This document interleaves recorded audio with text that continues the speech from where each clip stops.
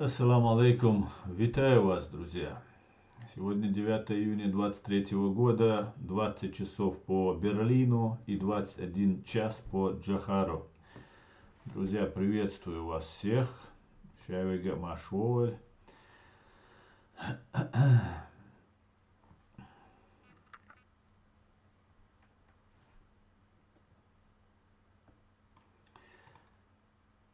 Так. Довели, ва алейкум ассалам. Мавидину алейкум ассалам. Слава Украине, свободу Ичкерии. Героям слава. Все будет Ичкерия, дай Аллах, довели. Дай Бог, дай Бог. Итак, друзья, стрим у нас идет в YouTube, как обычно, в реалити HRCI и в TikTok Аслан Арцуев канал. Я вас всех сердечно всех приветствую. И пока мы все собираемся, я зачитаю сообщение от Генерального штаба Сбройных сил Украины на сегодняшний день о потерях русских интервентов, вторгшихся на территорию суверенной независимой Украины. Итак, на 9 июня 2023 года с начала широкомасштабной агрессии против Украины уничтожено всего 213 770 оккупантов. За сутки уничтожено 1010 оккупантов, 10 танков, 24 боевые бронированные машины, 34 артиллерийские системы и 4 РСЗО, 4 антиаэркрафт, 13 БПЛА, вчера, кстати говоря, был сбит самолет, 26 автомобильной техники и цистерны и 2 спецтехники. С чем я вас всех, друзья, и поздравляю. Друзья, под каждым видео в YouTube у меня есть номер телефона моего, WhatsApp номер. Если вы хотите пообщаться со мной в прямом эфире, вы можете позвонить в TikTok, попросить, чтобы я вас, как принято говорить, поднял, или же позвонить мне на WhatsApp. В YouTube под каждым видео у меня есть номер телефона, номер моего WhatsApp. Звоните, давайте поговорим. Конечно же, по теме желательно. Джохар Сила, Макс, витаю вас, витаю. Итак, вот такие вот были потери, и более того, я бы хотел вам рассказать о том, что у нас сегодня в Гамбурге, Хафан Сити, где у Кличко, кстати говоря, есть квартира, горит строительный какой-то объект, и произошел взрыв на этом объекте. Я вам сейчас постараюсь его показать. Так.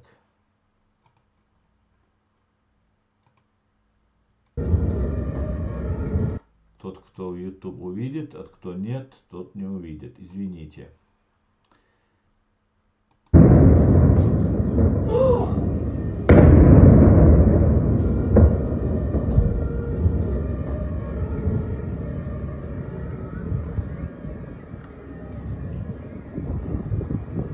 Такой у нас тут мощный пожар со взрывами. Не знаю, что там взрывается.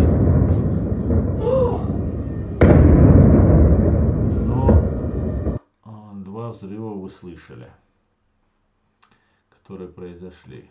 Кстати, обратите внимание, что снимающий не матерится. Как обычно это бывает, если это происходит. Съемка происходит, если в России. Алейкум ассалам, Руслан, Машволь. Так. First Man, алейкум салам, Шамиль, Леди, Самур, Нохчигант. Алейкум ассалам, всех витаю, друзья, все вновь зашедшие, заходите, стрим у нас идет в YouTube, напоминаю еще раз, и в TikTok. Тип, алейкум ассалам. Также напоминаю вам, чтобы вы писали комментарии, если у вас есть ко мне какие-то вопросы или затронуть какую-то тему. Распространяйте ссылку в TikTok, в WhatsApp, в Telegram, везде, где только вы можете. Пускай больше людей узнает правду, так как фашистская пропаганда или русская пропаганда нам всячески препятствует распространению наших стримов. Как раз TikTok просит вас, чтобы я вам напомнил, чтобы вы поделились трансляцией и пригласили своих друзей. Так.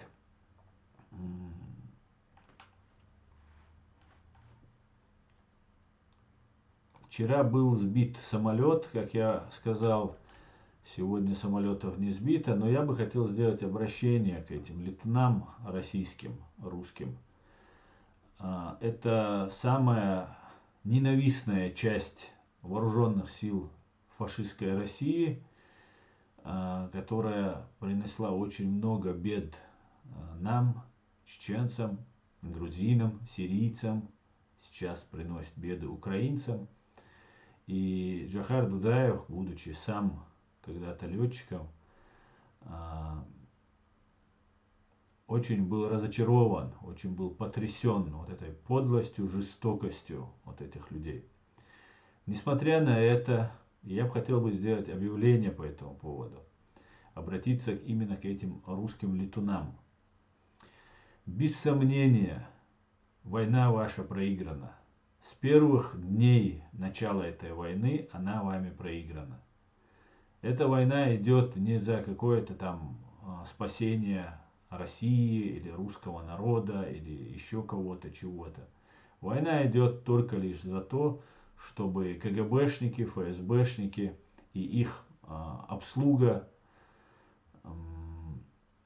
стала новым дворянством. Да, вы тоже попадете в перечень обслуги и, наверное, будете жить неплохо, если у них все получится. Но, к большому вашему сожалению, у вас ничего не получится.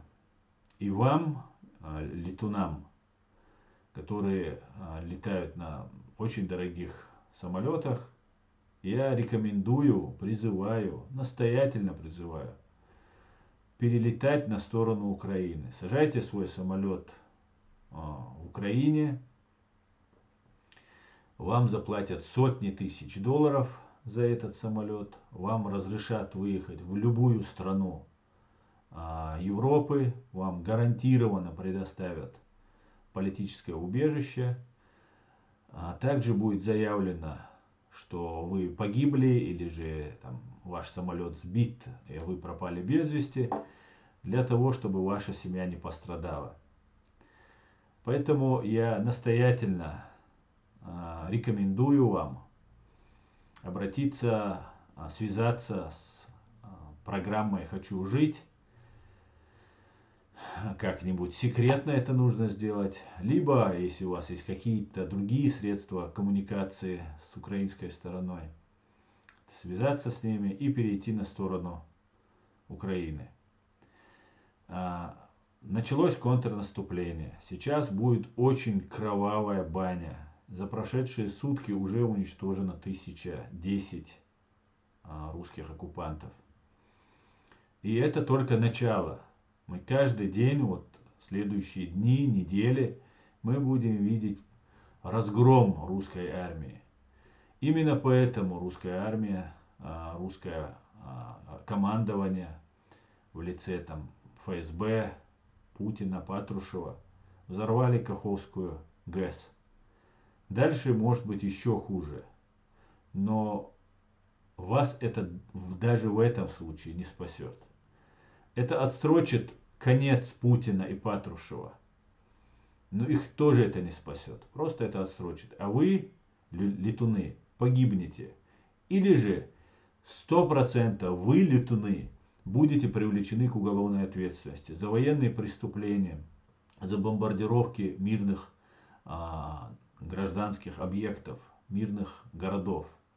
Поэтому я вам еще раз настоятельно советую переходить на нашу сторону, на сторону Украины. Слава Украине! Итак, пойдемте дальше, друзья.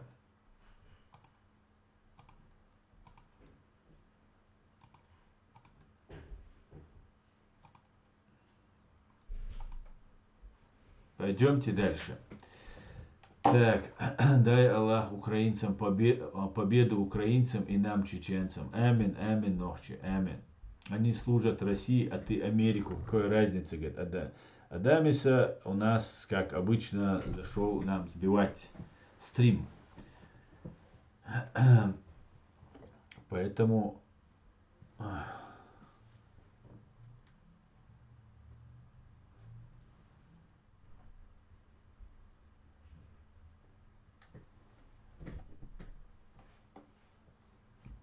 Так, давайте почитаем комментарии в YouTube.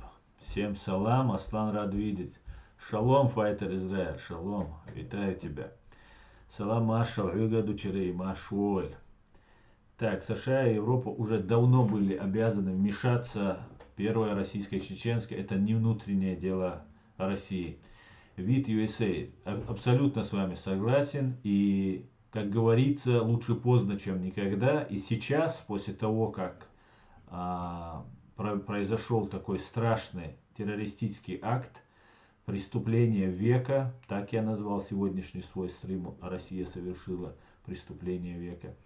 И да, и США обязаны просто вмешаться, обязаны, так как мы знаем, Запорожская атомная электростанция тоже заминирована, и русские уже распространяют слухи, и, видимо, этому есть основания о том, о чем они говорят, что без воды, которая была каким-то образом направлена для того, чтобы охлаждать реакторы Запорожской атомной электростанции, после взрыва Каховской гидроэлектростанции, скорее всего, есть вероятность, что произойдет, они так говорят, что произойдет какая-нибудь там ядерная утечка или еще какие-нибудь техногенные какие-нибудь там катастрофы может произойти. И мы знаем, что они, как и Каховскую ГЭС, также и Запорожскую АЭС, они тоже заминировали, и с большой вероятностью они могут продолжить совершать свои эти гнусные, подлые террористические акты. И Соединенные Штаты, все страны НАТО, которые просто обязаны вмешаться и обязаны защитить Украину и украинский народ. Украина сейчас переживает экологическую катастрофу, гуманитарную катастрофу. И это только начало всего. Это все будет иметь последствия, очень серьезные последствия изо дня в день, из неделю за неделей. Это будет иметь очень тяжелые последствия. Поэтому, конечно же, Соединенные Штаты должны вмешаться. Давайте просить об этом все вместе, весь мир об этом должен просить, чтобы НАТО ввели свои войска и дошли до Москвы и заставили террористов из террористической банды ФСБ капитулировать, как это было в случае со Слободаном Милошевичем в Югославии. Будем надеяться. И давайте дальше к комментариям героям слава. Сюрдик Хильмасера. Дальвизель Фрея. Добрый вечер всем, говорит Фрея. Видел сегодня, у него главный враг, помимо объявлено равно, смотрел, каждому желал отвести. Позже опять называл Горскую рису, ни разу о Ичкерии. Да, Шамиль, есть такие братья Ингулбаевы, о которых Кавказ Реалии, почему-то Кавказ Реалии то Абдурахманова нам рекламировала, теперь без стыда и совести продолжает других рекламировать, тоже связанных почему-то с Россией. Не знаю, что происходит с этим Кавказ Реалии. Ну, так вот,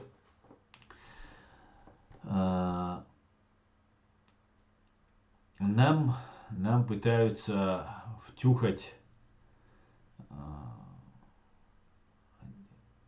одного Кадырова как врага.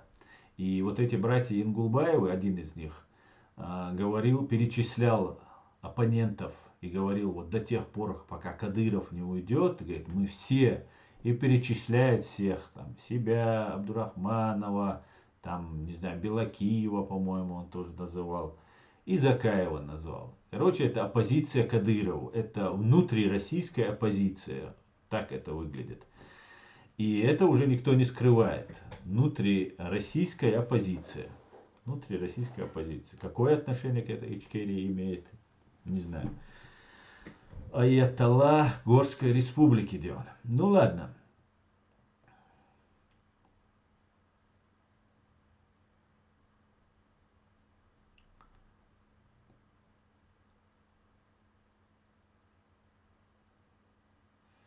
Да.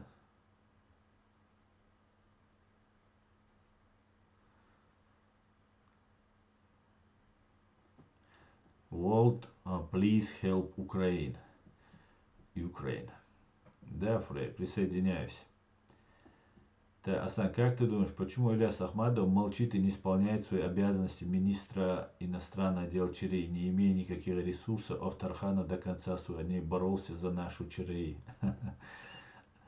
ЧРИ, это очень хороший ты вопрос задаешь, очень хороший, очень уместный этот вопрос. И сейчас, я думаю, людей, которые молчали, призывать тоже нет никакого смысла. Если они не выполняли свои обязанности, если он был министром иностранных дел, не назначен на его место другой, то сейчас это разве имеет сейчас это какой-то смысл или значение? И ты абсолютно прав, Авторханов, Абдурахман Авторханов не имел ресурсов, но продолжал бороться.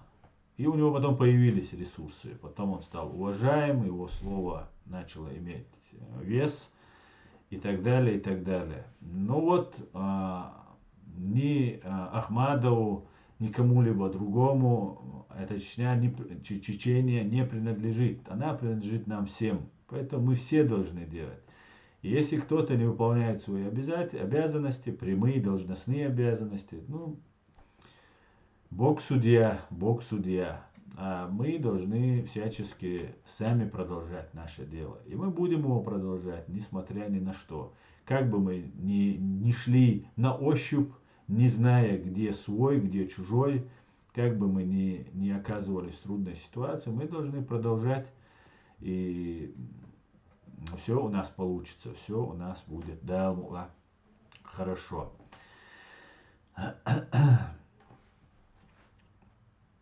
World help Ukraine, please. Да. Так.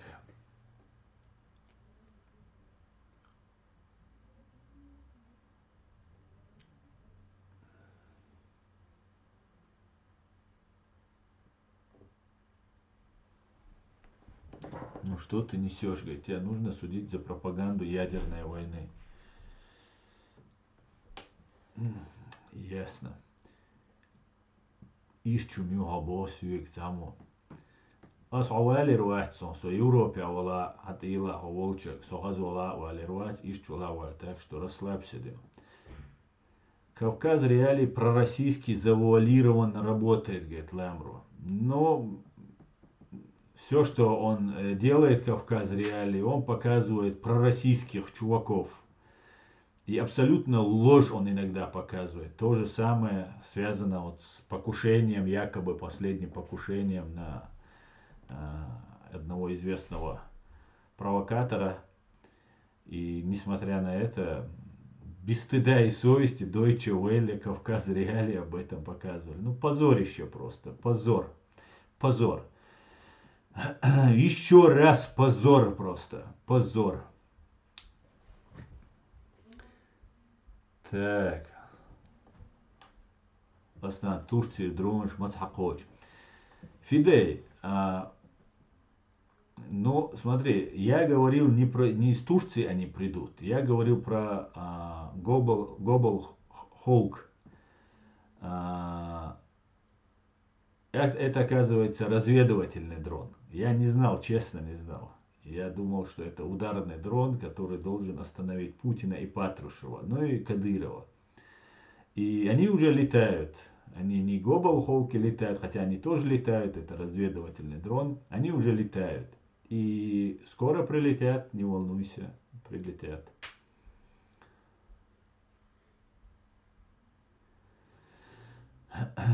Аслан посуни лила мажут штемшин хит. Стоп геноцид. Стоп геноцид. Ахо по фарзу лила эравали вай бусал нах бойш вай нохчи ам дюш эравали ах хаймаж да гойч. Кай кам би вайн. А суна игардеш со амавеш. Вона маж бегу шум датшун. Махазна духшу. Deutsche Welle России уже запретил, ты в курсе? Что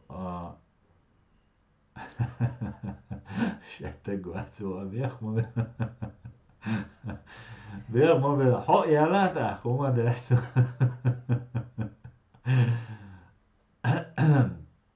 так если по сунне азмажит ешрельчен, а по фарзу эравал вай ам ларда дишдат свой, дуаш ал дишдат свой.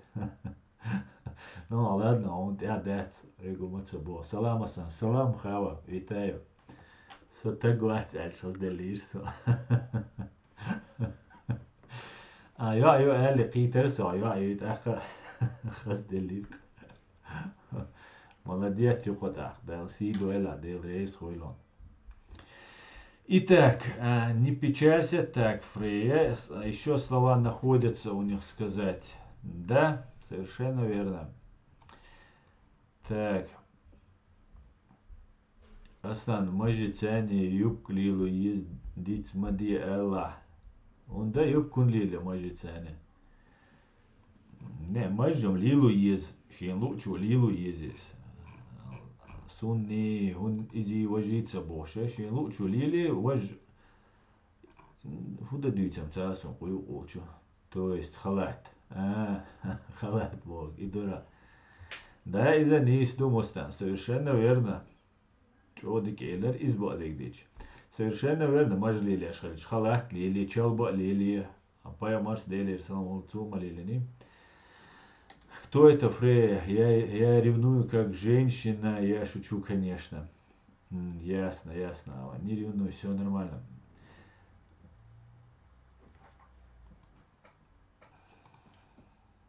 Салам Аша, Григаду. Асламбек. Так, давайте я...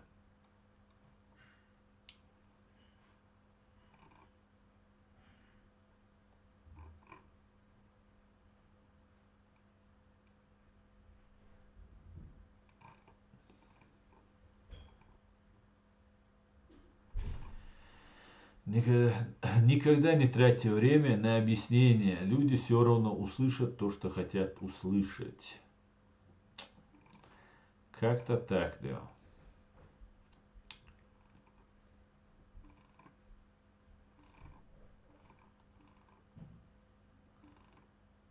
Как-то так.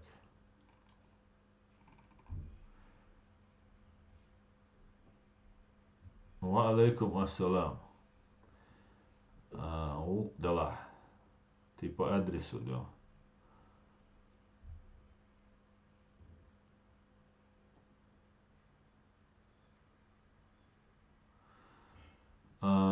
Абу Телеграм. У меня есть WhatsApp под YouTube видео. Номер WhatsApp. Можешь позвонить туда. И еще у меня большая просьба. Не присылайте мне видео. Не присылайте мне вообще без комментариев, ничего не говоря, кто вы, что вы. Просто заваливайте меня разными видео, фотографиями. А я буду блокировать таких людей уже.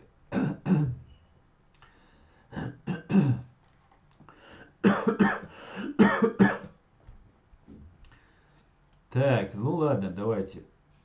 Асна, суннат это означает желательное, но не обязательно. Конечно, Чирей, конечно. Это ясно. Мега Абу Телеграм. Звони в любое время. Нет, я не видео, не про тебя имею в виду. Я вообще, у меня есть в YouTube канале под каждым видео мой номер WhatsApp. И можешь туда звонить. Ну, пришли голосовое и так далее. Речь не о тебе. Я просто вспомнил, что давно хотел сказать, потому что мне присылают видео, которые я даже не открываю, потому что я даже не знаю, что это. Конечно, США может вмешиваться, если он, конечно, хочет Третью мировую войну, где вероятность сценарий ядерной бойни. Это конец всему живому. Джой Маркус, эти сказки мы давно слышали. Не будет никакого ядерного удара со стороны фашистской России. Фашистская Россия может только вот подло взорвать гидроэлектростанцию, сказать, это не я.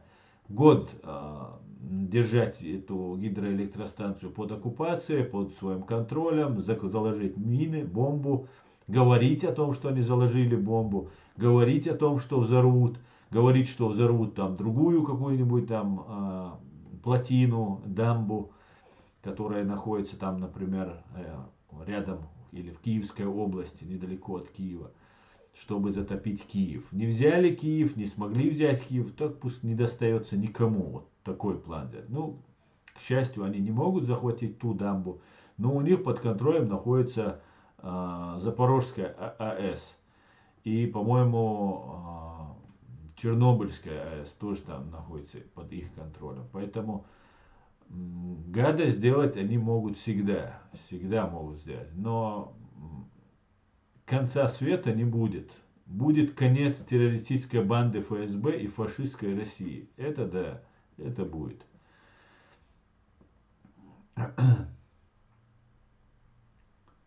Мегарду Абу Телеграм. Мегарду. Насколько вероятно, что Россия нападет на Балтию? Мне кажется, очень маловероятно. Сейчас это очень маловероятно. То, что могут сделать какую-то гадость, да, ну чтобы вот так напасть, вторгнуться, у них нету ни сил, ни сейчас пока ни возможности. Асан, ты меня в ФБ не принял? Не знаю, вроде бы, не знаю, надо посмотреть. Вроде бы мы в друзьях. Нет? Так, друзья, ну давайте я тогда немножко почитаю новости.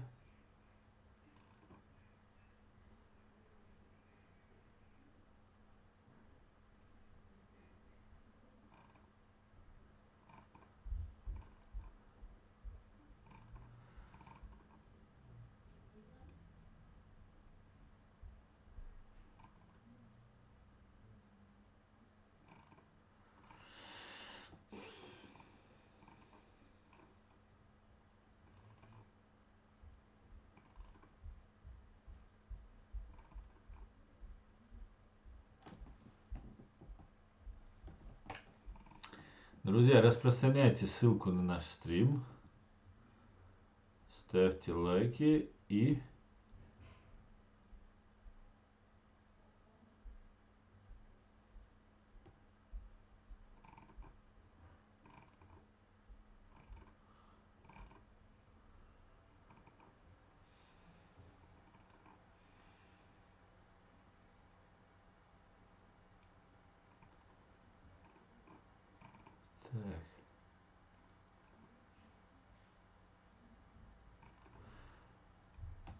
Алейкум ассалам, одинокий. Хуа аль-хир аль-хитам. Последнее, то, что сейчас происходит, вот я вчера, сегодня наблюдаю за этими террористами, изображают, что у них все хорошо, что такой бодрячок пытаются показать, что Гиркин, что Кадыркин. И в каком-то плане надежда у любого, да, в их положении. Каждая вещь может давать им каждый шаг, там, например, такая катастрофа, которую они сейчас совершили, взорвав Каховскую ГЭС. Это, конечно же, преступление века, такое очень-очень серьезное преступление. И у них есть надежда, что сейчас что-то изменится, что сейчас все наладится, что сейчас получится, что сейчас уже по своим пропагандистским каналам они начали говорить, что вот мы должны победить там и так далее. Хотя, может быть, руководство-то понимает, что у них ничего не получится, но хотя бы взбодрить народ они пытаются. Я считаю, что Россия, конечно же, потерпит сокрушительное поражение. Есть вероятность, что они еще какую-нибудь гадость сделают. Но и я очень надеюсь на то, что США ведут свои войска в Украину, натовские войска туда введут, поляки, англичане. И сейчас ситуация изменится, я очень на это надеюсь, просто в корне она изменится. Так как наступление уже началось очень серьезное. Ну, я думаю, что этот год эта война еще продлится, и нас еще ждут. Не хочу плохие прогнозы делать, никогда не люблю делать плохие прогнозы, но нас ждут еще большие испытания всех. Посмотрим. Уже послали эстонские, польские в помощь. Да, Хава, я знаю. Еще знаете, что самое интересное, что Эстония, Латвия, Литва больше всех, вот, исходя из бюджета, исходя из военной мощи, больше всех помощи оказывают вот именно страны Балтии, Польша. С Польшей, у которой с Украиной были очень неоднозначные отношения в истории. Сейчас, как говорится, друг познается в беде, брат, они тоже славяне, поляки. Брат познается в беде, можно сказать, в этом случае. На самом деле их можно назвать братьями. Поляки много не говорят, но делают очень много. И воюют в том числе. Молодцы и поляки, и страны Балтии. Все молодцы. Вообще консолидация очень хорошая, очень сильная. Я очень надеюсь, что так и будет продолжаться. Ва алейкум ассалам, США. Машволь, дикусо дал бухастом. Хаму.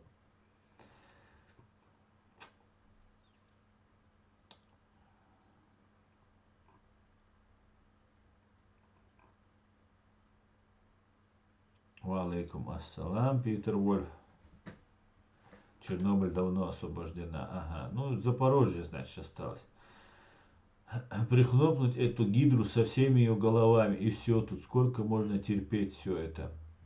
Фрея, совершенно верно. Видели генеральное консульство ЧРИ в Киеве? Нет, не видел. Не видел, Питер Вольф.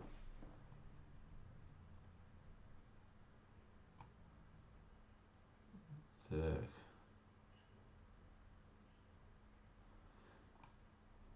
Сотников слушал, он говорит, что рашисты собираются взорвать Запорожскую АЭС. Да, Сотник об этом давно говорит. Давно. Салам всем свободным людям. Салам, Асан. Салам, это, витаю тебя. Я где-то прочитал комментарий офисного работника, что большим компаниям, корпорациям дана команда готовиться к массовой мобилизации. Да, массовая мобилизация, ты имеешь в виду в России, Ночикан? В России она будет. Сейчас смотрите, ситуация как развивается. Вот этот месяц, июнь месяц, это он будет очень жарким. Это будет очень серьезно. Июнь, и июль, и август будет тяжелая пора. И сейчас, ну, месяц может есть время. Месяц. Что? Месяц, 2 недели, 2 месяца. Чтобы вот к чему-то очень массированному столкновению, чтобы подготовить, они сейчас будут набирать людей и будут всех забирать, будут всех. Вот за прошедшие сутки и сегодня, и вчера вот 1010 уничтоженных оккупантов. Большой вероятностью там, конечно же, есть и насильно мобилизованные из временно оккупированной Чеченской республики Ичкерия. Вот не знаю, что сказать даже. Будет на днях, на неделях будет всеобщая мобилизация в России. Все это будет.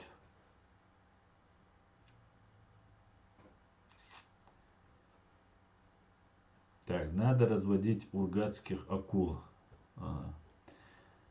Почему акулы нападают только на русских? Я не знаю, Асамбек, почему. Фашистская Российская Федерация обречена на провал и проигрыш в войне. Главное не дать ей переобуться, потому что агенты фашистской Российской Федерации пытаются сохранить свою систему. Этого нельзя допустить. Совершенно верно. Но такое впечатление, что украинские русскоговорящие вот эти комментаторы, ну просто откровенно играют на их поле. Я не знаю, что происходит, я не знаю, почему это позволяется. Нам объясняют, что это как-то выгодно, но вот эти русские, сейчас Арестович поехал куда-то в Европу, там, в Бельгию, по-моему, там встретился, там они рассказывают, что Россия это решающий союзник, просто мега-вор Ходорковский, фашист, имперец, заявляет, что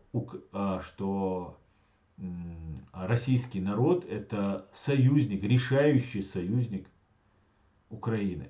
Я просто не представляю, как такое вообще, как у них вообще язык поворачивается. Это те люди, которые на Украине говорили, когда долго упрашивали не говорить так. За Крым вернуть не говорили, возместить компенсацию, они не говорят, до сих пор об этом не говорят. Вот только-только начали некоторые себе позволять это говорить. А должны были это 9 лет назад это говорить, что мы должны восстановить. А как иначе? Если ты совершил преступление, ты нанес вред, ты должен восстановить. Нет, об этом как бы и речи нет. Вот некоторые так начали об этом поговаривать. И решающий союзник, это Ходор, что ли, решающий союзник? Ну, просто Арестович себя ведет соответствующим образом. Ну, просто позорище просто. Супер позорище то, что творит Арестович. Супер позорище, что происходит вот этих в Бельгии, вот этих хороших так называемых русских. Арестович даже договорился до того, говорит, мы же, говорит, с Фейкиным, со снайпером Радка Младича, Фейкиным разговаривает. И Арестович говорит, ну мы же называем кадыровцев не чеченцами, а кадыровцами называем. Почему мы должны там не делить хороших русских и там плохих? Такое впечатление, что это Чечения, чеченцы напали и забрали насильно на войну оккупированных русских, забрали и послали воевать их. Сперва убивать этих русских заставляли русских, а потом решили великую Чечению создать и решили послать этих захваченных, закабаленных русских против Украины послать. Такое впечатление. Такое впечатление, что русские потеряли 30% от своего населения, пережили геноцид, бедолаги, и им так тяжело. Почему-то все 9 лет, за редким исключением, и речь не об всех этнических русских, а речь об имперских русских, которые все эти 9 лет молчали.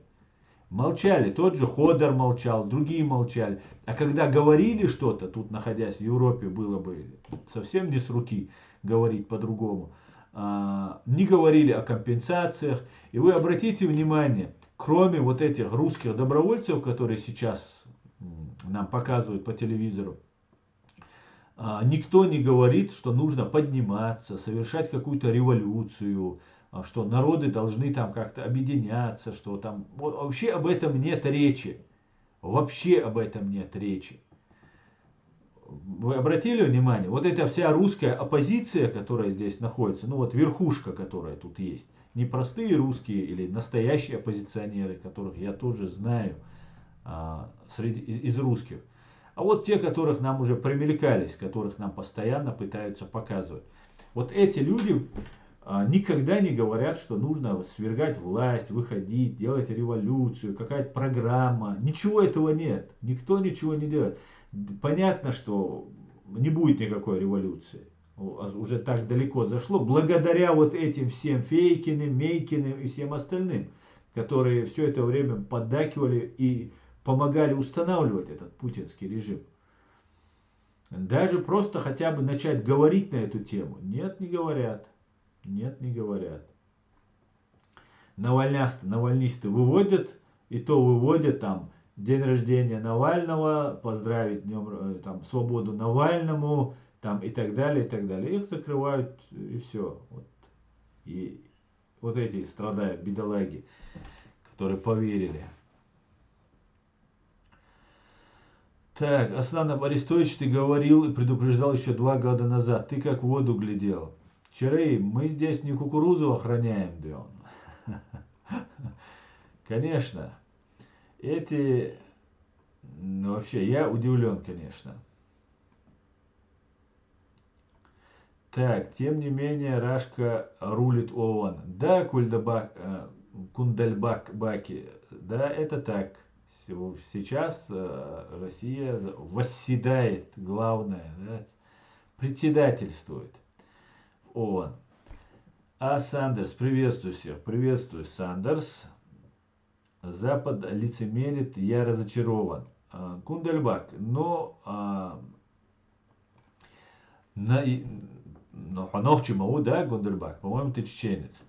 Нам с тобой удивляться лицемерию Запада, ну, не стоит совсем. То, что сейчас делает Запад, и наша Германия, и Франция, и многие другие страны, ну, они, это наоборот достойно восхищения. Здесь ну, ситуация в корне изменилась. У нас, как известно, не только в Германии, в других странах тоже консульства российские все закрываются. И это будет еще больше, больше, больше все это усиливаться. А тогда лицемерию в политике нет предела. Просто нет предела. Аслан, представители Черкесии предложили Закаевщине и Кутаевщине, так я их назову, не тужиться в отношении Черкесии, а заниматься своей Ичкерией. Независимостью своей Черкесии они займутся сами. Ну, что я могу сказать черкесам? Честь и хвала таким соседам. Совершенно верно. Не нужно втягивать черкесов, кого-либо других, кто не хочет куда-то. Тем более, кто втягивает. Оппозиция кадыровская, оппозиция втягивает.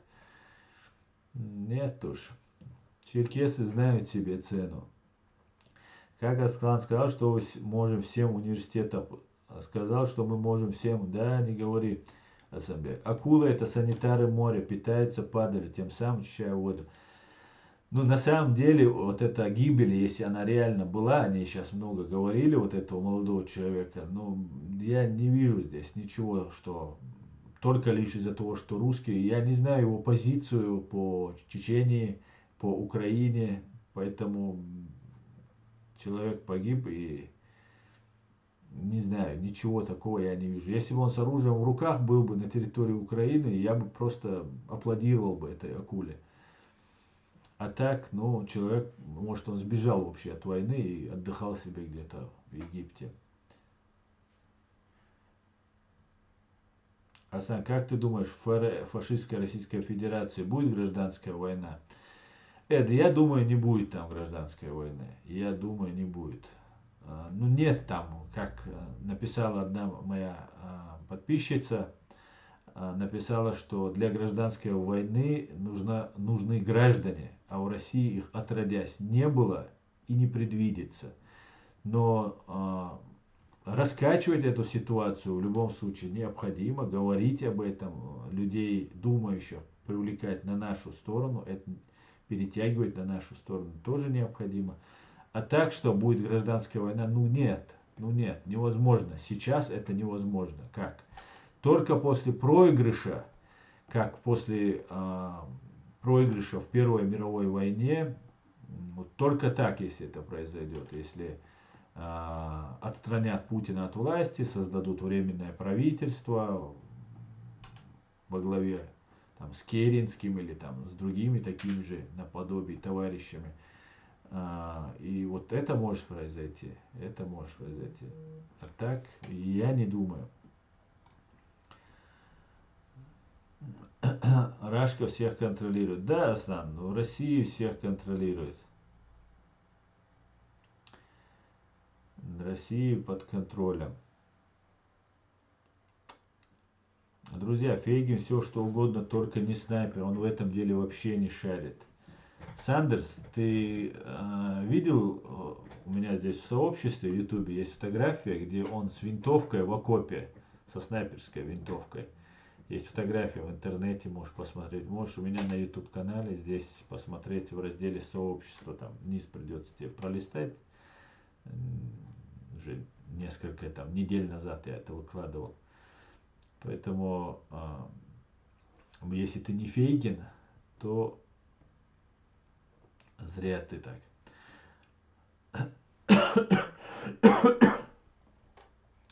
А сам Арестович, ты говори и предупреждай, как это было. Я думаю, русский народ не отличается от людей из Северной Кореи. Да, я тоже так думаю. Я думаю так. Асан, ДРС говорил, что озвучил мои мысли насчет Арестовича, и что он начал себе позволять в последнее время, слишком он на себя многое берет. Я знаете, на что обратил внимание, друзья? Вот эти манипуляторы, пропагандисты, первое, что они делают, они хвалят чеченцев, одновременно оставляя чеченцев в составе России. Таким образом, они говорят, я ничего, как Гордон, как Арестович, как там другие. Это чисто российская такая тема, КГБшная своя. Это манипулятивный такой трюк, который они используют. И говорят, чеченцы, они там в армии там всех строили, они такие воины, они такие там сякие там и так далее. Про другие качества, которые у нас есть, почему-то никто не говорит. Хотя кроме вот этого, то, что мы там бойцовские какие-то, у нас есть куча других еще достоинств. Но об этом почему-то всегда умалчивают. И потом говорят, мы часть России. Арестович же, я помню как-то, когда начали там что-то про ислам говорить, потом какие-то там украинцы сказали, что будут там сало, патроны макать в свиное сало, чтобы стрелять в кадыровцев там и так далее, и так далее.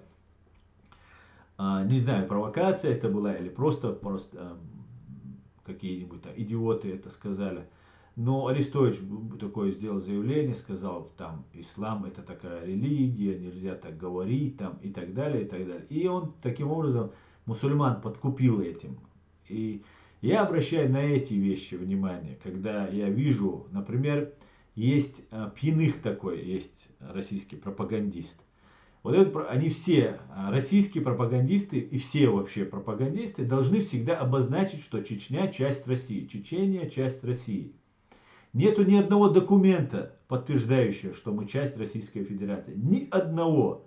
И Гордона я тогда спрашивал об этом. Он тогда съехал, но потом опять начал говорить. Бесстыжая, просто скотина самая настоящая. Взял, мне сказал, что чеченцы сами разберутся, зачем мне это нужно, а потом опять говорит, что мы часть России. А я единственное, что прошу, покажите мне один документ, что мы часть России. Мы вышли, как и Украина, как и все союзные республики, из состава СССР. Просто по факту развала Советского Союза. Потому что автономные республики, советские, союзные республики, они были уравнены в правах. Они были лишены прав много лет, равных прав, и восторжествовала справедливость. Благодаря тому же Сахарову, кстати говоря, русскому человеку.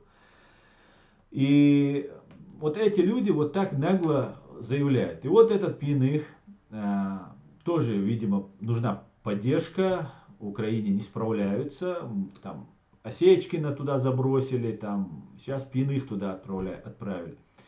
И он выехал в Турцию, где-то там потусил, побыл и приехал в Украину или туда-сюда, в Европу. И у него вот первый вот, все, вначале он не говорил, сперва он начал там квартиры сдать, купить там, ну бред такой, нейтральный такой бред, ну там информацию подавал такой.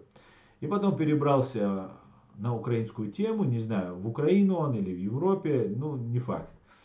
И вот он первое, что говорит, Чечня это часть России. Вот.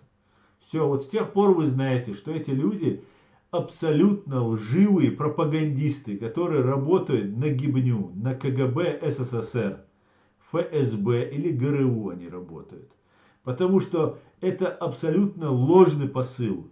Нету ни одного факта, ни одного доказательства, ни одного документа, что мы являемся частью Российской Федерации. Наоборот, Россия незаконно вписала в 1993 году в свою конституцию уже почти 2 года существующую, 2 года уже, более 2 лет существующую Чеченскую Республику в свою конституцию. Она с таким же успехом могла вписать Украину, могла вписать страны Балтии, могла вписать кого угодно. Америку она туда могла вписать. Но факт в том, что это было сделано незаконно. Для того, чтобы любой субъект, который ныне является частью России, для того, чтобы он таковым стал, нужно было, чтобы между Российской Федерацией и там, субъектом, вступающим в Федерацию, был подписан федеративный договор. Это было одно из условий, которое прописано в Конституции Российской Федерации, которая была принята в 1993 году, которая была принята на 1,5 года позже Чеченской Конституции, и уже 2 года существовало чеченское государство.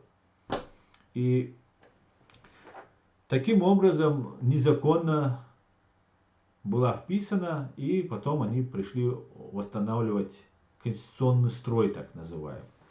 Поэтому это все, конечно, туфта, то, что они говорят и делают. И вообще любой человек, который, да, простой человек, если он заблуждается, ошибается, мне тут писали украинцы на разные, мне писали, что там Украина это там независимое государство, а Чечня это там Россия и так далее, и так далее. Ну, я полагаю, они просто не в курсе всех деталей, всех тонкостей. А вот эти пропагандисты, которые вещают нам, они прекрасно все знают. Прекрасно. Тем более сейчас, когда парламент Украины, Верховная Рада Украины признала наши территории оккупированной, геноцид над нами совершен. И все равно, как вообще украинец может это говорить, я не понимаю. Ну ладно. А русским вот этим пропагандистам я вообще предложил бы заткнуться. И вообще их надо судить, этих всех пропагандистов, которые нагло лгут. Ну ладно, давайте перейдем к вашим комментариям. Организованная оппозиция режиму РФ нет, есть отдельные личности. Да, Киртука, совершенно верно, абсолютно так. Надеюсь, русские консульства, как сказал Аслан, передадут нам. Будем надеяться. И посольство тоже, Асланбек.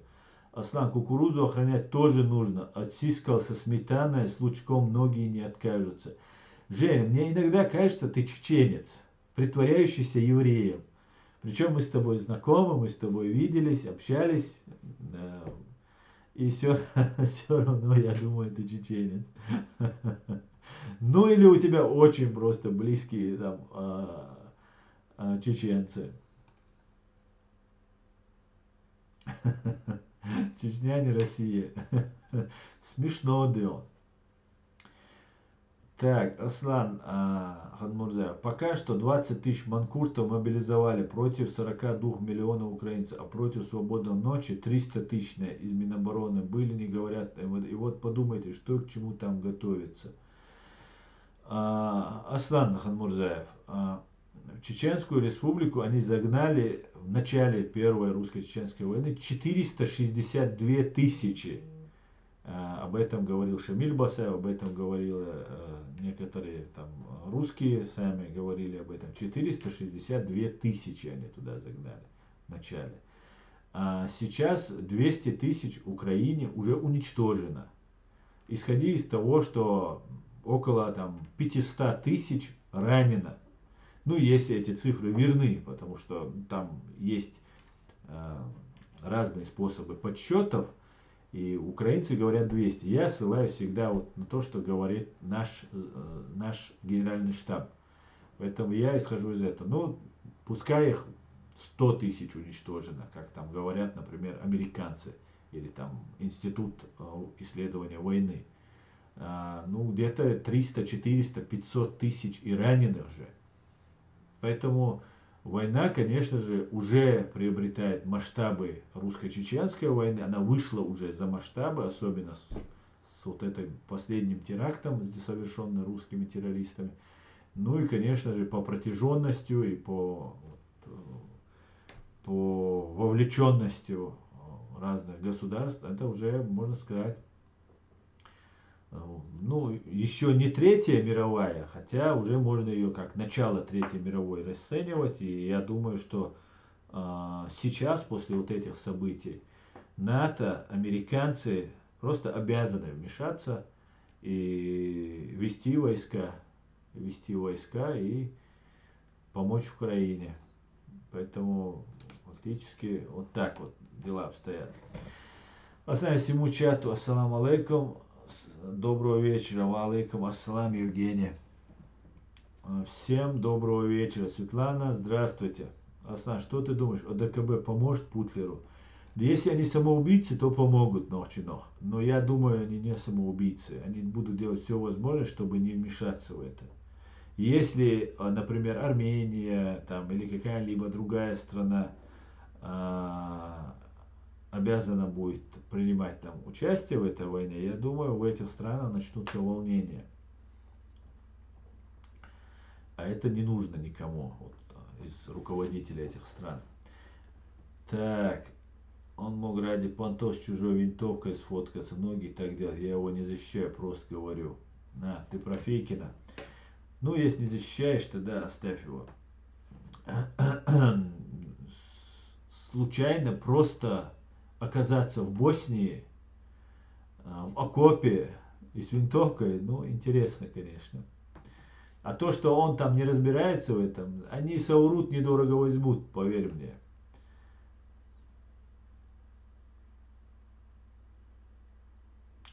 Для кадыровцев сало не помеха, говорит Новчинов, так как они и так пьют кровь чеченского народа. Да, не говори.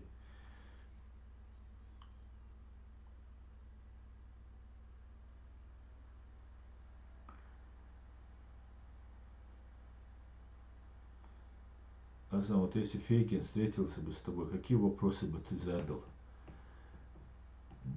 Да у меня нет, в принципе, к нему никаких вопросов. Я знаю, кто это, что это за человек и что он делает. Он занимается спасением своей фашистской России. И у меня вопросов к нему, ну, может, я что-нибудь придумал бы спросить сейчас, не знаю, на скидку сказать. А так, абсолютно он мне понятен и ясен просто, как Божий день. Если тебя хвалят, то значит тебя хотят обмануть. К ним надо так относиться. Совершенно верно. Совершенно верно. Аслан, напомни, многие думают, Чечня и Ингушетия была в составе РСФСР. Напомни, что Чечня на законном основании вышла из РСФСР, а потом вышла так же, как и Украина и другие государства. Да, я только что это сделал. Я сейчас просто отстал от ваших комментариев.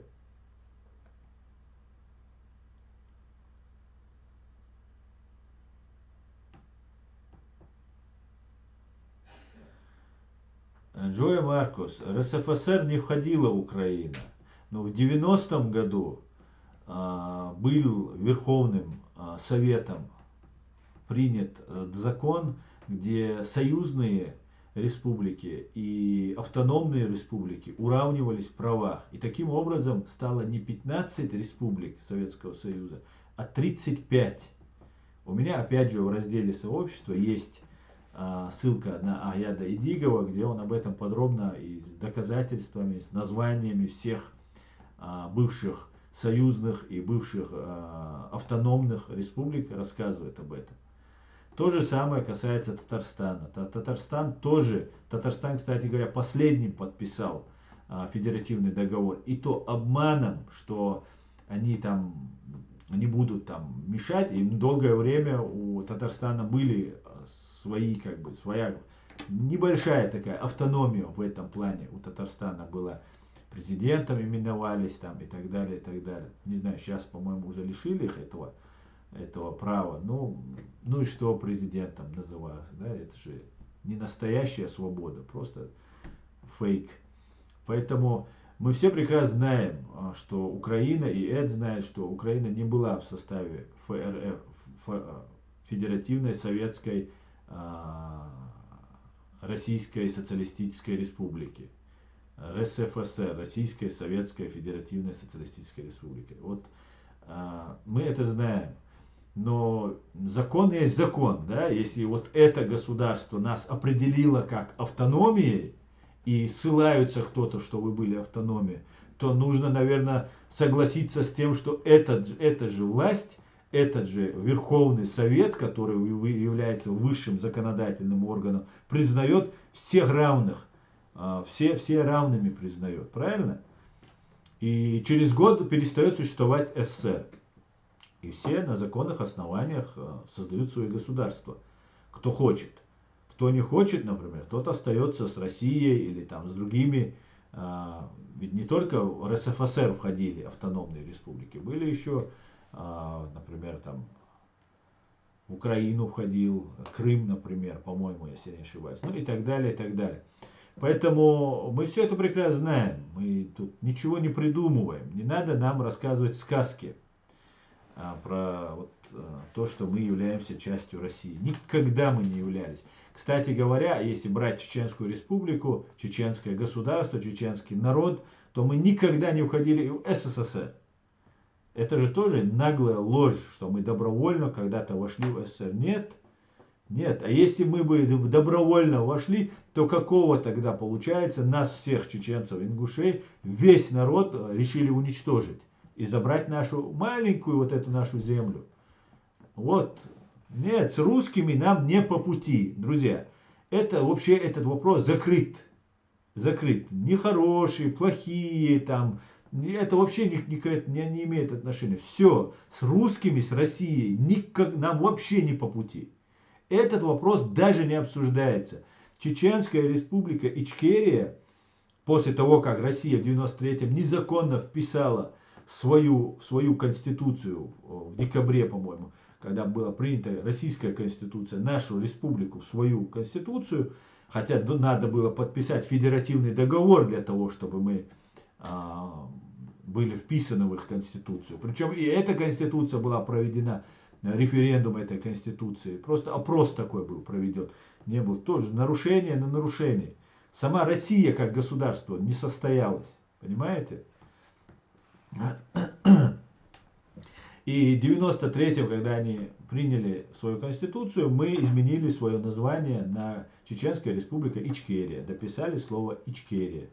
Вот так мы стали Ичкерией. Так что как-то так, да. Ладно, давайте поехали дальше. Чеченская республика Ичкерия, как сказал Джохар Дудаев, навеки вечная, суверенная, независимая, и ни с кем мы не будем это обсуждать. Ни с кем мы это не будем обсуждать. Только юридические правовые вопросы, как урегулировать. С этого мы не сходим. Это принципиальная позиция, за которую мы заплатили 30% жизней своих граждан, всех национальностей, всех религий. Поэтому мы от этого ни на йоту, ни на дюйм не будем. Любой, кто от этого отходит, он является предателем. Если коротко, понятно сказать. Он является предателем идеалов чеченского народа.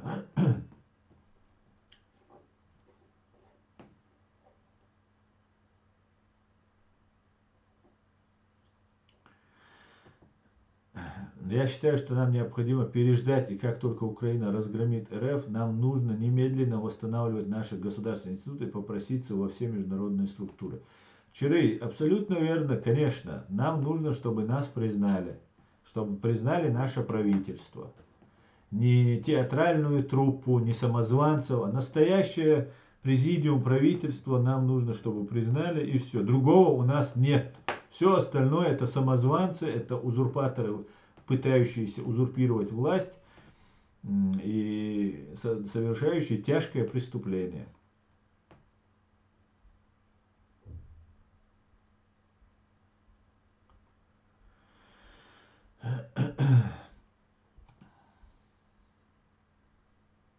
США будет заходить в Крым. Очень интересно. Давно пора. Да, Саня, чистокровный ночи, горец. Да, я помню. Я помню. Я просто, когда задавал вопрос, сразу не вспомнил. Так.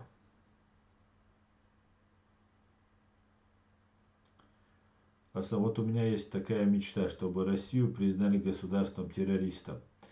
Самур, сейчас, после того, что они сделали на Каховской ГЭС, я думаю, это уже все, это решенный вопрос.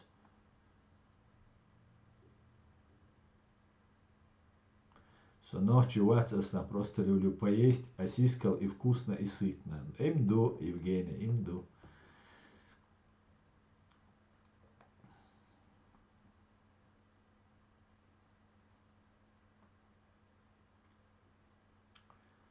Так, Асан, все правильно. Если автономии были сделаны по закону, приравняли к союзным ресурсам, а по закону уже вышли из СССР. Все правильно. И эта банда КГБ решила по-своему сделать. Да, Фрея, совершенно верно.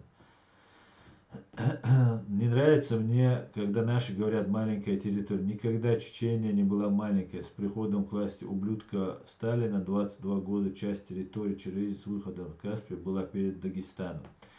Да,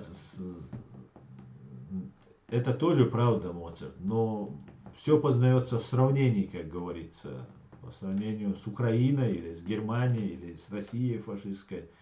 Чечения маленькая, вот только об этом.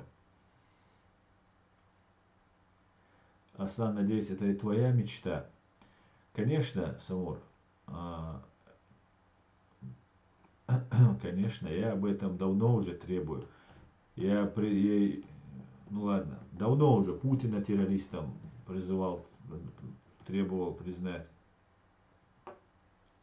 Ичкерия будет союзником НАТО, иметь свое лобби в США. Надо просто работать, а это мы умеем. Да, Асамбек, совершенно верно. В 1944 году Выселов, чеченский народ, опять же сталинская бериевская клика передает Дагестану большую часть чеченских земель. Совершенно верно, Моцарт. Ну, раз ты любишь вот эти все точности, маленькая территория, там вот эти, то я бы уточнил бы, что это не сталинская бериевская, а русско-имперская клика во главе со Сталиным и Берием на тот период времени. И этот геноцид не первый, который совершил Сталин и Берия. И до этого совершался, и после, когда уже не было Сталина и Берия у власти. Аслан, напоминаю людям о той программе, которую ты читал и писал, переходное время после войны с Украиной. Обязательно это, обязательно. Обязательно. Так, давайте почитаем комментарии. Почитаем комментарии.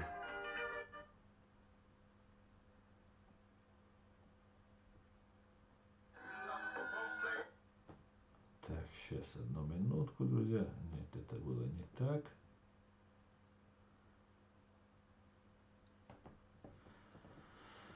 Так, чтобы туда не тянуться.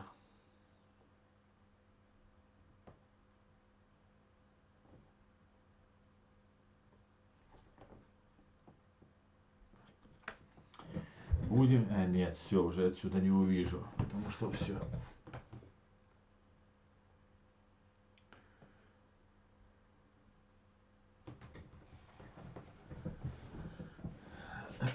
Алейкум ассалам, война, Машой. Мирные жители тоже страдают, 100%. Добрый вечер, братан ночи. Добрый Эльдар Днепр. Витаю тебя, Эльдар. Ассаламу алейкум салам, вени видевицы. Амир, ва алейкум. Всех я вас, друзья, приветствую. Ва алейкум ассалам. А что делать с русскими дальше? Что вы предложили бы? А что сделали с немцами, когда победили нацизм? Вот то же самое. Все, кто незаконно захвачен и хочет выйти из состава фашистской России, должны выйти. И должны иметь право никакие референдумы, там ничего. Просто захотели, проголосовали, выбрали себе новую власть и живут отдельно. Это раз. Потому что Российская Федерация не состоялась как государство. Не шмогла она, не шмогла. И нужно брать под внешнее управление, под протекторат ООН и контролировать уже небольшую часть оставшейся вот этой фашистской России, Москвы, Московии. Вот их нужно перевоспитывать, обучать, рассказывать им, как раньше нацистов показывали, заставляли, крутили видеокадры, как они убивают людей. Вот это все нужно показывать, что они делали в Чечении, что они делали в Грузии, что они делали в Сирии, что они сейчас делают в Украине. Это все нужно им, как они в кино ходят, вот в кинотеатрах. Обязательно им нужно вот это все показывать и воспитывать из поколения в поколение. Их нужно приводить в чувство, объяснять им все это. Нужно в первую очередь вылечить их от империализма. Я не понимаю просто, как чеченец, мне этот империализм вообще непонятен просто. Я не понимаю, как можно убивать людей и гибнуть самим, захватывать чужое. Когда свое у тебя стоит, заросшее бурьяном, никому не нужное, стоит и так далее. Первое, что нужно сделать, это суд над террористической бандой ФСБ, КГБ, СССР. Вот что нужно сделать.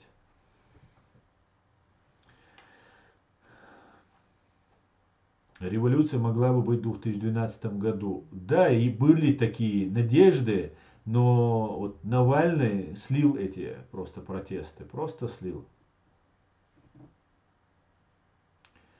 Я слышал, что на YouTube Белгородская область это украинская земля. Ну, украинцы говорят, да, что это их земля. Вполне может быть. Но даже если она не их, то может уже стать их. Почему бы и нет? Так, пойдемте дальше. Культ силы, Глеб Ассалам. Да, Глеб Пьяных, по-моему, да, его звали. Ассаламу алейкум, Ашволь. Ва алейкум ассалам, Юнус, Машволь. Ассаламу алейкум. ТТ, ва алейкум салам. Машволь. Наталья, витаю вас.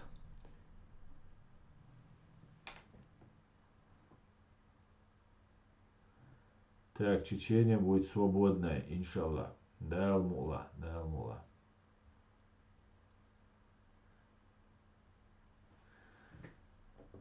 Так.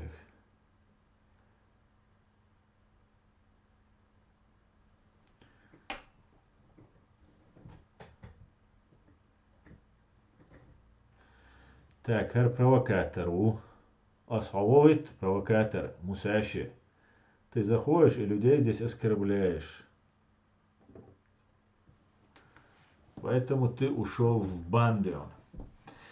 Так, давайте дальше. Побережье Каспия 400 километров вплоть до реки Умка была чеченская территория. И называлась морские воды, назывались чеченские воды. Это зафиксировано в исторических документах.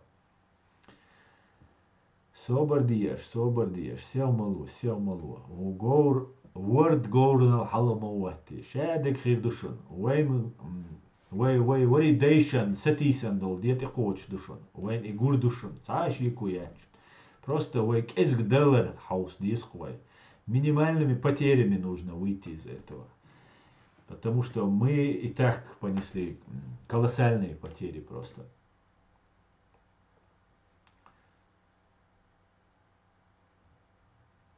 Навальный типичный русский империалист. Совершенно верно.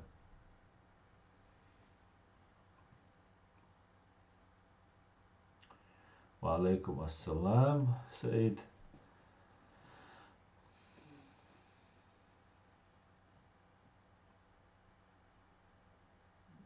Ну что, будет война между Дагестаном и Чечней, скажем так, за возвращение исконных чеченских земель? Нет, конечно, мы с дагестанцами братьями. Братья мы с дагестанцами. Конечно, у нас не будет никакой войны. И никогда не было. Если русских имперцев там нет, то нет никакой войны. Мы никогда не воевали между собой. Я это уже много лет уже повторяю и еще раз скажу вам. Конечно же, не будет никакой войны. Наши братья дагестанцы и мы всегда найдем между собой язык. Всегда. Единственная проблема — преступники, которые совершали тяжкие преступления против чеченского народа и государства. Их мы будем, всех, кого установим, будем привлекать ответственности. И дагестанцы, нам, где новая дагестанская власть, нам в этом будет помогать, в этом без сомнения.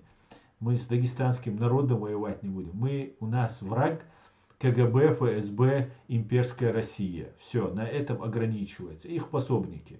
Чеченцы это, дагестанцы это, папуасы, не имеет значения. Вот и все.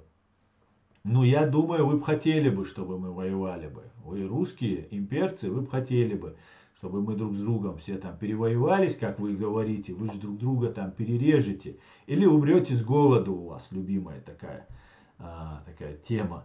Умрете с голоду, и чтобы мы не умерли с голоду, вы нас фосфорными бомбами, там, игольчатыми, шариковыми, там, всеми запрещенными и так далее, и так далее. Из гуманных соображений, я понимаю, имперцы русские очень гуманные. И вы бы хотели бы, чтобы мы друг друга вырезали бы, чтобы мы убивали друг друга, а вы говорили, ну мы же говорили вам, ну война только там, где вы есть, нигде ее больше нет, этой войны. Обратите внимание, везде, где есть вот это рыло имперского, вот этого КГБшного, ГРУшного вот этого рыла, там всегда война, там теракты, там убийства, там зло и все остальное. Так что расслабься, не будет войны.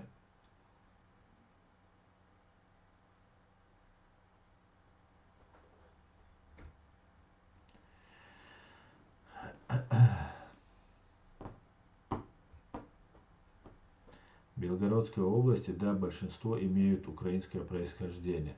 Кстати, я недавно смотрел, не помню сейчас кого, не Гиркин ли это был, сейчас не помню, кто это был, и он сказал, что если в Белгородскую область придут, говорит, там 50% ведь, говорит, за них будут. 50% он сказал, что вот кто вот эти пришли, русские добровольцы, они будут за них. Я подозреваю, что он прав в этом. А даже не 50, а будет больше, если они говорят 50, то есть вероятность, что будет больше. Аслан, все по международным стандартам. Далмула. Аслан, кто был самым успешным шейхом Кавказа? Мансур. Мансур был одним из первых. Самым успешным имамом, руководителем, мне кажется, все-таки был имамат Шамиля, имам Чечении. Вот кто, мне кажется, был самым успешным это время. Но не могу сказать. Мы долгое время у нас как-то уже более так сформировались как государство, там начали налаживать отношения разные. Как-то так, да.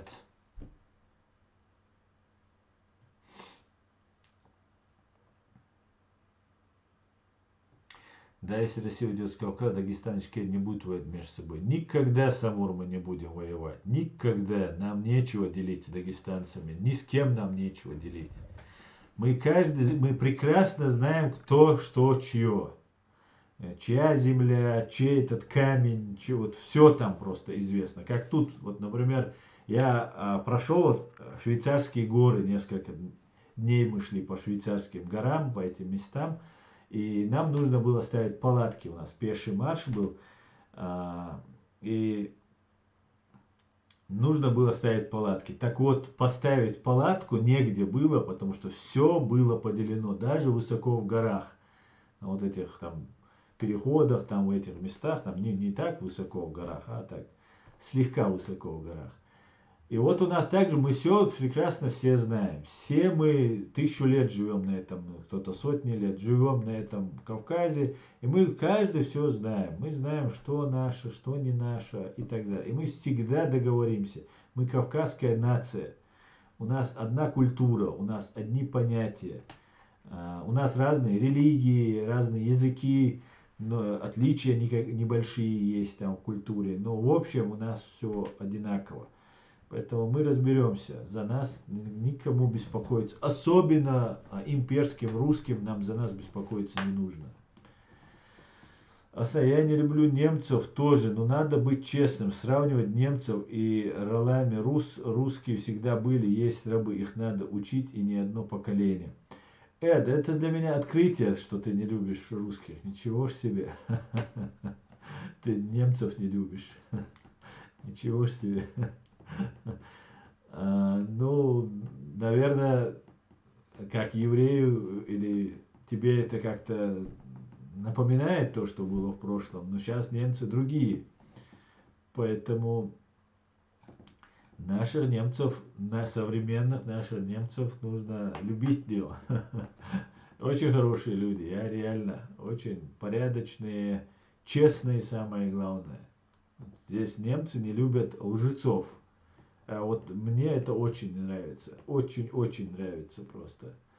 Когда вот эта ложь, один раз соврал и все. И у вас в Америке, мне кажется, так же это. Да, что ложь, если один раз соврал, то все, репутация подмочена навсегда. Да, Аслан, да, это понятно. Часть чечен живут в Дагестане, Ингушетии, часть кумыков живут в Ичкерии. Но это не повод воевать между. В Европе тоже есть разделенный народ, но они же ни за это не воюют. Совершенно верно, Замур. У нас даже границ не будет. У нас будет Кавказский дом и не будет границ, как здесь в Европе. Поэтому да, это относится к Чеченской Республике, это относится к Дагестану, это относится там, к Ингушетии, это относится там еще куда-то. Только так.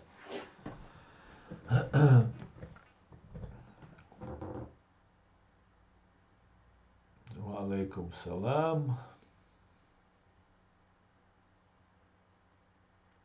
Если бы вы преподавателем в институте, я бы ни одной лекции не пропускал бы. Интересно рассказывать. Спасибо, Волк, спасибо. Обязательно буду преподавать, обязательно. Дик док дал бухаста. Масана мокшдуйвай дик ашду халиф ислам. Дик ашду шуму ашду. Шу халифат лячуй. Тебе сколько? А тебе сколько?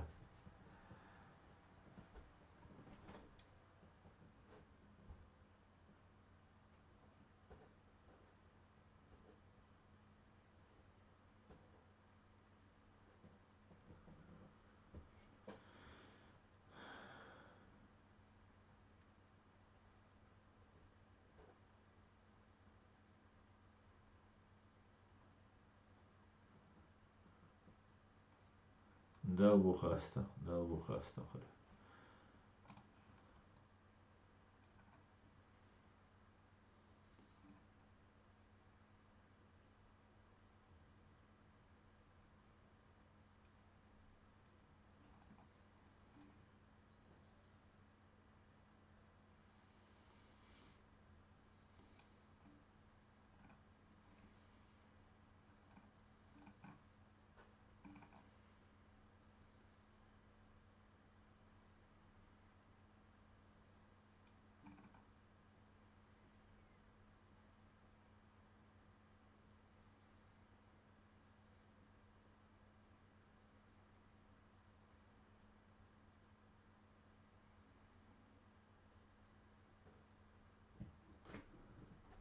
Брат, Варшавер, он халиф ислам.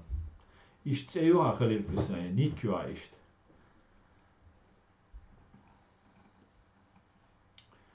Будет новый рассвет, будет море побед. И не верь никогда в то, что выхода нет.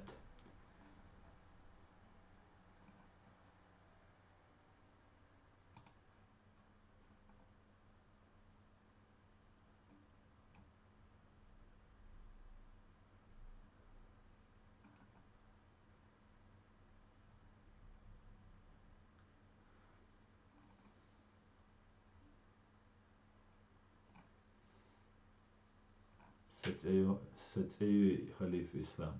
Мощно, да, мощно халиф ислам.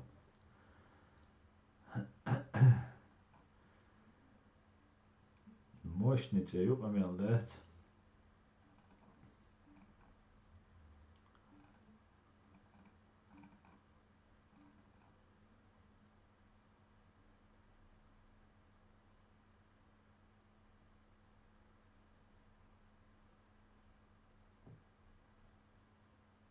Скажите слава Украине.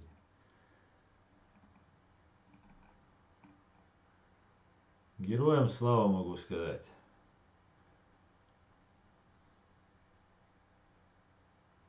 После взрыва дамбы они затормозились. Ты имеешь в виду кто? Русские или украинцы, которые наступают?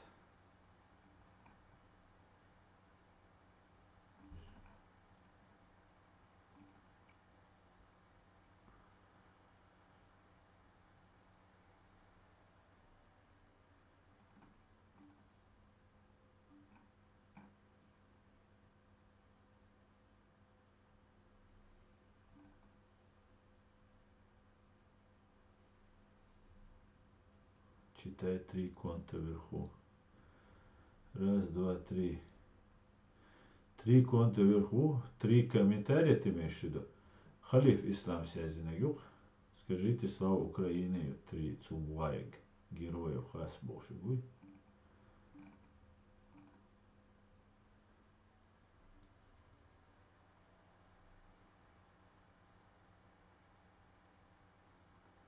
Не могу отправить комментарии в YouTube. Может, тебя забанили, Питер Вольф? Еще один вверху. Врать со Варшаве.ру. Соцахит Мустана Бог.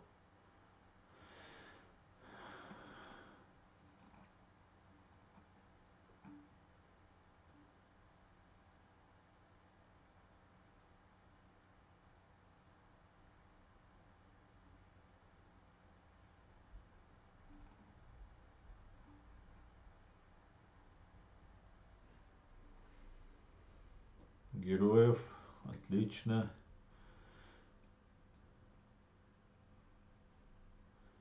Подрыв Каховской ГЭС показал предполагаемую реакцию Запада на возможный ядерный удар, говорит Андрей Корчагин в Фейсбуке. На самом деле так и есть. Смотрите, начали разговоры, пошли, что ну, там неизвестно, там она могла сама там развалиться 50-го года, там туда-сюда. Пока туда русские не пришли и не положили взрывчатку, она работала как часы.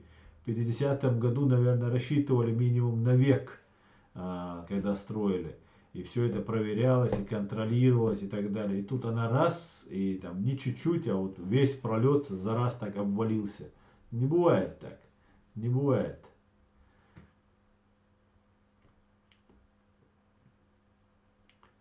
Валейк салам. Валейк салам.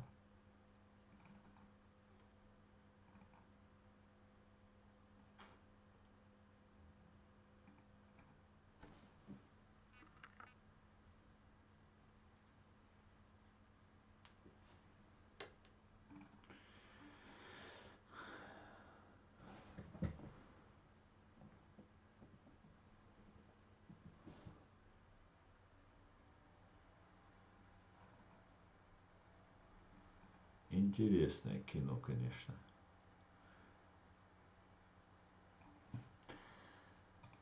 Так, мы уже 1,5 часа почти в эфире.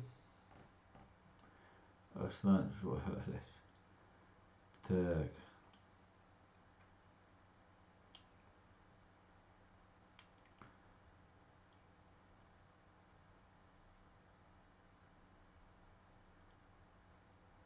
Так, вся вселенная назовется Великая Ичкерия. Да, у тебя, конечно, запросы круче, чем у имперцев русских.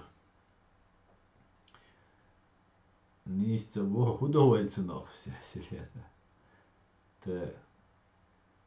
Алейкум ассалам, Мансур Машо, параллельные миры. Само спросите, это у украинцев, это русские и эрзи разные народы. Ну ладно. Иншаллах, я умру за освобождение Чечни, говорит парень с азербайджанским, да, по-моему, у тебя, ты на турецком, ну, пишешь, или это азербайджанский у тебя ник? Ашхамоли?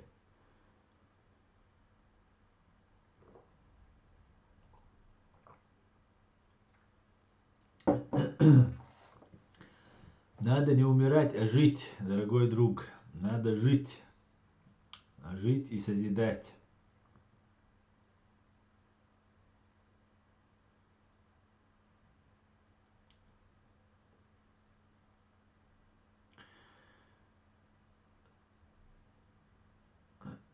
масса, я надеюсь, что в сентябре Крым будет свободным от Зутина.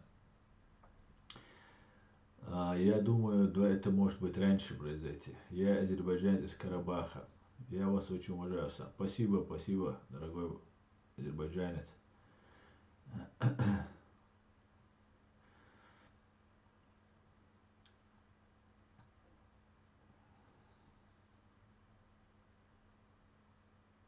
Да, мула, да, мула. Так, друзья, давайте еще вам хотел что-то показать. Уже вылетело из головы. Увидел тут в Фейсбуке, когда смотрел.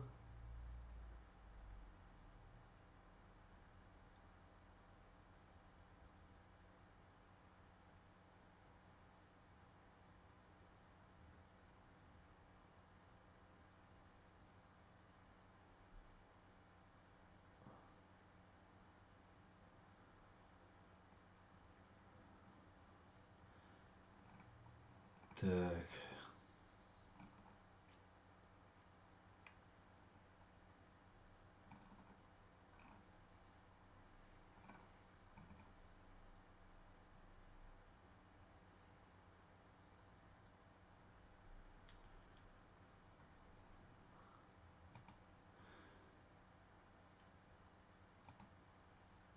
Друзья, я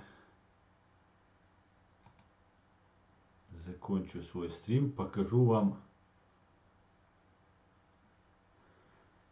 Всегда его бывает. Покажу вам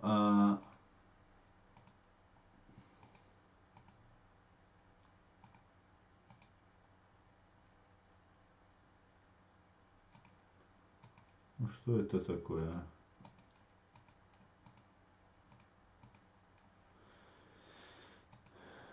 Покажу вам видео от Тесла про роботов. Давайте, друзья, одну минутку. Давно мы не смотрели про роботов американских. Давайте. А вы, тиктокерцы, слушайте. Я вырос и проживаю в Баку. Отлично. Так, давайте.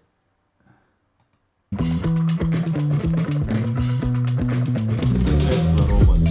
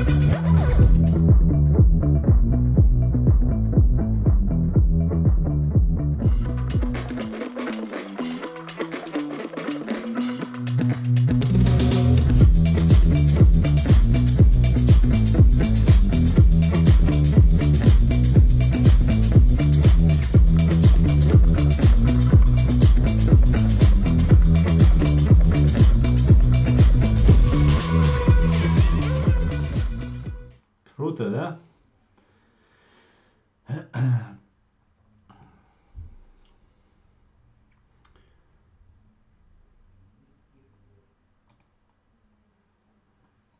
Так, я вырос уже в Баку. Так, покажи наконец. Что показать наконец? Так.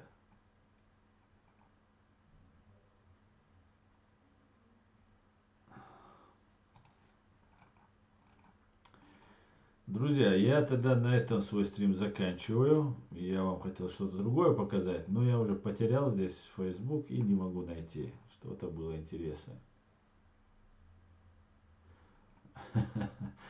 Царство Мустан, и умолчал. Ни в чем не нуждается, да. Робот.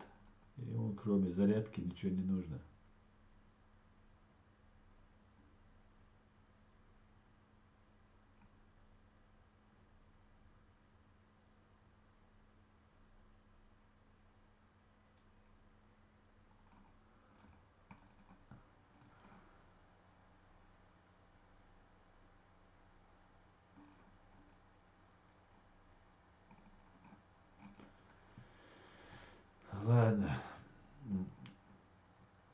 В это время под Воронежем перерезали красную ленточку на открытии нового деревянного сортира. Да, Евгений.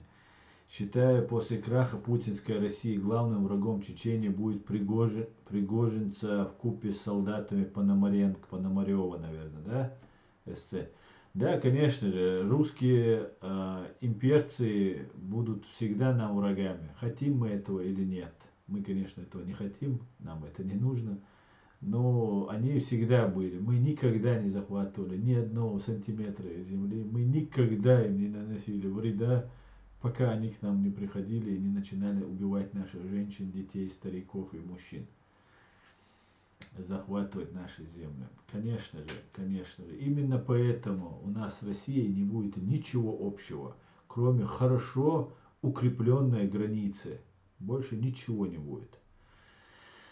Будем надеяться. Конечно же, для этого много еще что нужно сделать. Нужно формировать гражданское общество здесь, в Европе. Оно потихонечку уже формируется, и уже видны ростки. Мы многое начали понимать. Разные радикальные элементы замолчали. Даже стали демократами, хоть и обзывали нас на всякий лад. Но все у нас идет хорошо. И да поможет нам Бог, нам всем. Да упасет, спасет, охранит, защитит Украину и украинский народ. И наш чеченский народ, который сейчас эти ублюдки насильно отправляют на войну. И будем надеяться, что Игорь Кочнев, который главный убийца на сегодняшний день, убийца чеченского народа, вместе с Кадыровым ответят в соответствии с национальным нашим законом и международным правом. Слава Украине, все будет Ичкерия. И все вместе делаем. Господи, благослови Америку. Адикюэль маш ойл бюс де галюэль. До свидания, друзья. И послезавтра, если все пойдет, как я планирую, послезавтра на чеченском языке будет стрим. Адикюэль маш ойл бюс